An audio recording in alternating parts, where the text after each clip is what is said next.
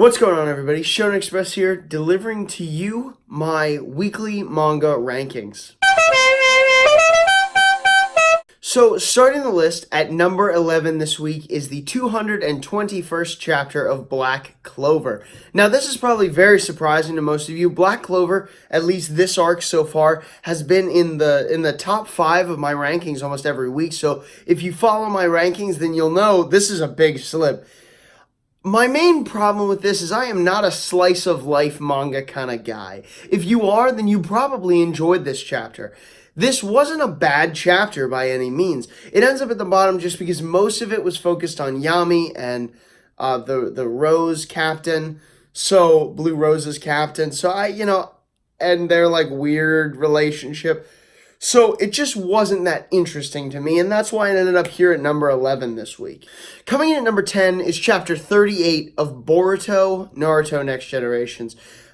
You all know I'm a fan of Naruto. I put out that Neji philosophy video, the Letters to Home series that I started. That one was on Neji, so definitely go check that video out if you haven't. But you all know I'm a very big fan of Naruto. I'm a very big fan of the world that Kishimoto has created here. And so I read Boruto as it comes out. And chapter 38 came out this week. I like the chapter. I like any chapter that focuses on characters that are pre-established in the franchise. And not necessarily the new ones. But this chapter, Naruto and Sasuke, we got to see them fight a lot. And so I'm excited to see what goes on after this chapter. I think this chapter was a good setup chapter for what's going to come ahead. We kind of figured out some mysteries with Boruto and his karma and what's going on there. So I do think that the manga is headed somewhere interesting and somewhere good. So I'm excited to see where it's going. But this chapter fell at number 10 this week. Coming in at number 9 is the 4th chapter of Mitama Security Spirit Busters. This manga, as you all know, is pretty low rankings, and it's still low rankings for me. It's not my favorite kind of manga, but I gotta be honest with you. Chapter 4 was hilarious. I have not actually, actually laughed reading a manga in a long while, and this chapter made me actually laugh for multiple pages. It was hilarious to see Mitama interact with that other security guy. It was really funny to watch them try and fight that one spirit and not get anywhere. I really like the introduction of that character. I think it does a lot for this series that helps me, and I will continue reading this manga in the future. But this chapter was hilarious. It doesn't necessarily deserve 9. It's just everything above it I thought was better, and that's why it came in at number 9 this week. Coming in number 8 is chapter 16 of Tokyo Shinobi Squad. I like this manga. I like the premise, and this chapter had some cool fight scenes in it. We got to see some more ninpo abilities going on in the ring this week, and of course that ominous quote at the end of the chapter of they have to kill their opponents, which is, kind of common. What is kind of confusing to me about Tokyo Shinobi Squad right now is I don't understand what is kind of, who is an enemy and who is a friend, and what our real objectives are. I don't get why Jin and Ryusei, I think? Ryusen, something like that. Could be Ryuken. But the Pompadour guy, I don't get why they are teamed up, because they're not part of the same guild, right? I'm pretty sure Pompadour has his own guild, but whatever the reason, they're teamed up for some reason. I think it's cool. I like watching the fights. I don't understand it, and that's why it ends up so low here at number 8. Coming in at number 7 is chapter 17 of Beast Children. I really like this manga. It is one of the only sports mangas that is I consistently keep up with. I think the Beast Children is a great manga, and this chapter shows exactly why. Beast Children is very heartfelt. I really like the emotional moments in this manga, and this chapter displayed those emotional moments, and that's why it kind of got above the things that are below it. I don't think anything phenomenal happened this time. I'm very excited to be in a game, so I like that part, but it's not enough to go any higher, but those emotional moments definitely sustain it right here, kind of in the middle of the rankings this week, coming in at number 7. Coming in at number 6 this week is chapter 122 of Dr. Stone. Dr. Stone is is getting crazy. I really like what's going on right now in the manga. I like that Mozu, I believe is his name, is of questionable allegiance. I think that's really cool. I like how they deciphered that before he even said anything, and they're trying to get him on their side. I think he will come over to the Kingdom of Science side, if you will. But I think he's a really cool character. I love the way he's designed, and I love the end result of what happened with Kohaku and Ginro last chapter. I thought that was really good, and this chapter definitely deserves at least spot number 6, if not higher. Problem was, again, I think everything above it just did a little better this week, and that's why it ends up here at number 6. Coming in at number 5 is chapter 615 of Kingdom. I love Kingdom as a manga, and this chapter was awesome. Mainly what propels this chapter higher than the others for me this week is Ohon's sacrifice here. He is willing to go into battle to save his father. I believe that Osen really is his father, but that's up for debate. But he's willing to go in and sacrifice himself for him anyway. I really like that. I thought it was a good character moment for Ohon this chapter, and I am looking forward to see how this battle comes to a climax. We have been in this battle for what feels like forever, which is not terribly uncommon for Kingdom battles, but it feels like we've been here for a long time. I'm very excited to see what the reality is, what happens at the end. I want to know, so as we kind of wrap up, I'll probably get more and more excited. But this week, it ends up here at number 5. Coming in at number 4 is chapter 151 of The Promised Neverland. I really like The Promised Neverland. As you all know, it's one of my favorite manga that's currently ongoing. This chapter was really cool. Norman's gang does some severe damage to the queen. We see that they're trying to wear her down because demon stamina apparently is their weak point. That was cool information to learn this chapter. And I think that Norman is being very successful about this. I was expecting Norman's plan to fall apart, and it might still fall apart, but it's going rather well. Barbara, I mean, we saw she got hit this chapter, but other than that, this plan is going really well, and Norman might be able to take over. I still wonder what the promise that Emma made was, but we will see all of that probably in the future. But as for this chapter, the fights were really cool. I really liked it. I liked that Zaz got all messed up at the end there and angry and went after the queen.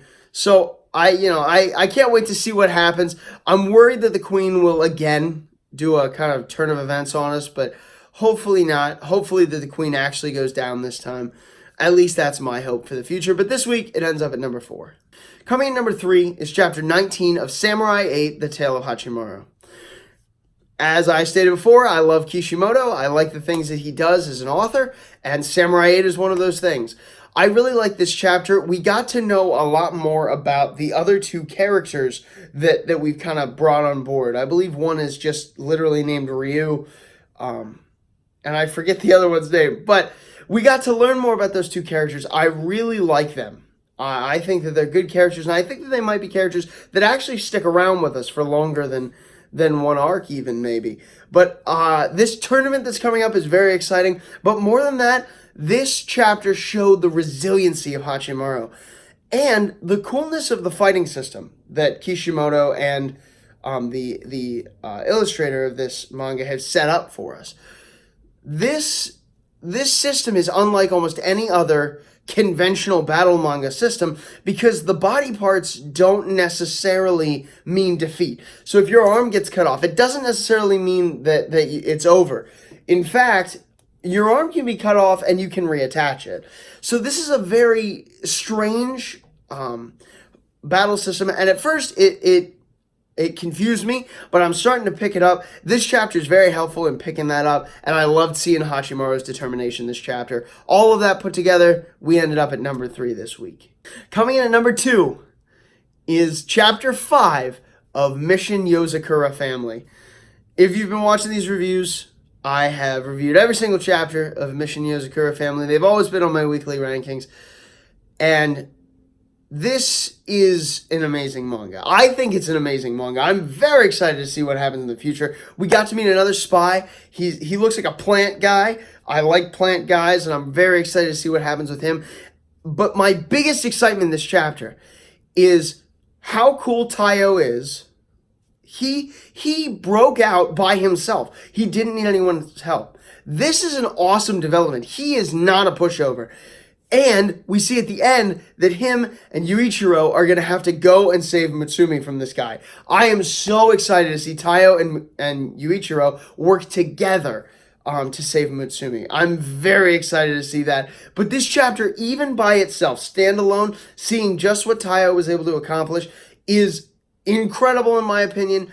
And I cannot wait to see more from this manga. And that's why it ends up here at number 2. And coming in at number 1, if you read this chapter, I'm sure this comes as no surprise. It's chapter 956 of One Piece. This was insane. This is major implications for the world of One Piece. But before I get that far, starting back, the first thing that is really of note is Big News Morgan is awesome. He just knocks out the CP0 agent.